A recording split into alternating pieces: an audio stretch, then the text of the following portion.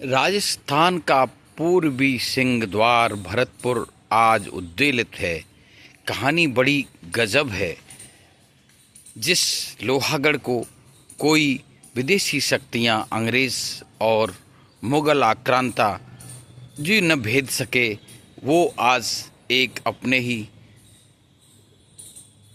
कुपुत्र से किस तरह कदर परेशान हैं। एक तरफ हैं महाराज पुत्र विश्वेंद्र सिंह जी के लाडले बेटे अनिरुद्ध सिंह, जिन्होंने विश्वेंद्र सिंह जी को भी संपत्ति मोती महल से निकाल दिया है, और दूसरी तरफ हैं जनता के आंदोलन किसकारी। किस तरह से लोग, देखो ये महाराज की जो कार्यशैली है जन जन को जोड़ने की है। विश्वेंद्र सिंह कैबिनेट मंत्री भी रहे हैं, और वो कभी भरतपुर की गद्दी पे तो नहीं बैठे, लेकिन जो अंतिम शासक रहे महाराज बृजेंद्र सिंह के वो बेटे हैं।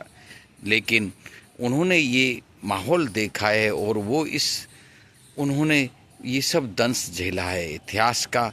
वो इतिहास को जानते हैं। जन जन से जुड़कर ही सत्ताएं पलटी जाती हैं और सत्ताएं बताई जाती हैं, ये बखूबी जानते हैं। वो 60 वर्ष पूरे कर चुके हैं। उन्हें पता है। ये मेरे पीछे आप दीवार देख रहे हो, छोटी छोटी ईंटों से, टुकड़ों से बना हुआ ये दीवार, ये इतिहास भी लोहागढ़ का केवल इसी प्रकार से है।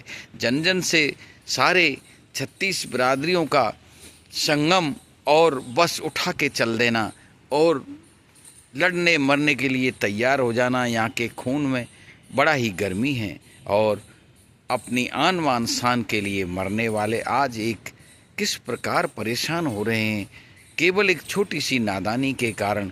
अरे झंडा जो लगा रहा था वो लगा ही रहने देते, इसमें क्या बात थी। पर्सनल प्रॉपर्टी भी जैसे कि अनिरुद्ध कह रहे हैं कि हमारी वो पर्सनल प्रॉपर्टी है, लेकिन अभी तो महाराज बैठे हैं, विश्वेंद्र सिंह जी है, सब कुछ तो उन्हीं का है। उनके पहले उनके जीते हुए पुत्र को क्या अधिकार है किसी बात करने का। ये बात भी समझ से बाहर है।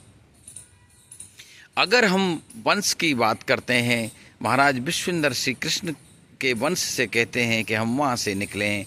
अब इस चंद्रवंश में यदु सम्राट हुए, और यदु सम्राट के भी 2 शाखाएं हो गईं। एक शाखाएं वो जो गाय भैंस चराया करते थे उनको अहीर बोला गया, आज भी हैं वो यादव बोला गया उनको। दूसरे में श्री कृष्ण जो राज करते रहे, राजपुत्र गए। श्री कृष्ण को भी आपने देखा होगा, उनका जगह जगह हस्तिनापुर में भी कई बार दुर्योधन ने अपमान किया है, तो उनको ग्वाला ही कह के बोला गया है। तो ये राज शक्तियाँ तो बदलती रहती हैं, जबकि उस वक्त श्री कृष्ण पूरे भारत के महान योद्धाओं में गिने जाते थे। उन्होंने अपने मामा कंस का संहार किया जो सतपथ से डिग गए थे, लेकिन फिर भी उन्हें वो दुर्योधन ने राजा नहीं माना। दुर्योधन के उनका हस्तिनापुर का थोड़ा स्टेटस ज़्यादा है। राजाओं की ये आकलन करने की पुरानी नीति है, किसी को कुछ भी कह दे, लेकिन वो राज्य भी कभी रहे नहीं। वो दुर्योधन भी धूल दशरथ पड़ा रहा, वो कृष्ण के ही चातुर्य का परिणाम था, और उसके भाइयों के द्वारा उसका वध हुआ।